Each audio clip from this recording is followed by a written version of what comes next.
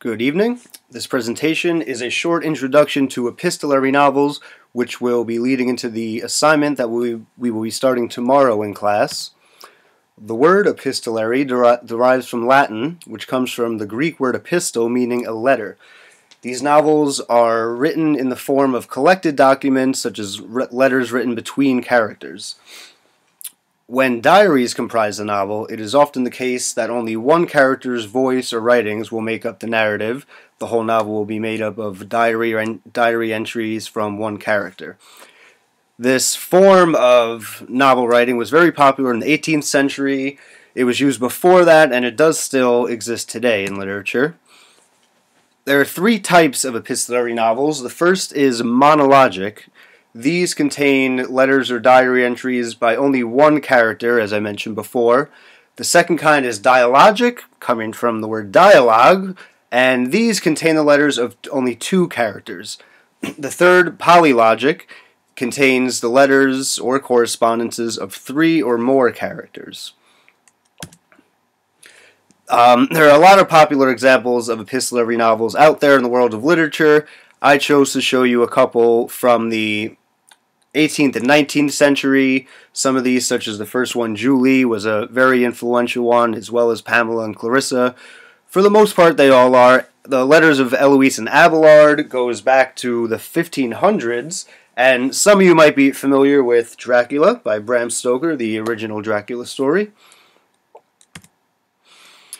Tomorrow in class, we will be starting an assignment that will span over the entire marking period, and we'll be working on creating dialogic epistolary novels. So from the last slide, we know that dialogic means containing the letters of two characters. So tomorrow in class, you will be put in pairs to complete the project together. Now, we'll give you an option of what to use, being that we are working on incorporating some digital media into our classroom. You can choose to write just handwritten letters on paper and pen. You could also use emails, blogs, or any other form of digital media you can come up with, as long as it's written in words. Now, each of you, so the two individuals making up the group, must have 8 to 10 correspondences each. This will be lasting about 5 weeks, so that shouldn't be too tough. Maybe if you do about 2 a week, so it gives you enough time to think and be creative in your writing towards each other.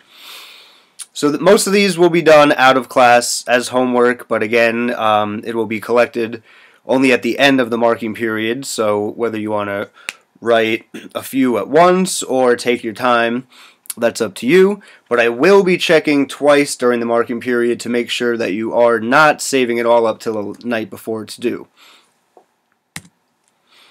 So tomorrow, what will happen when we arrive in class is I will be assigning the partners.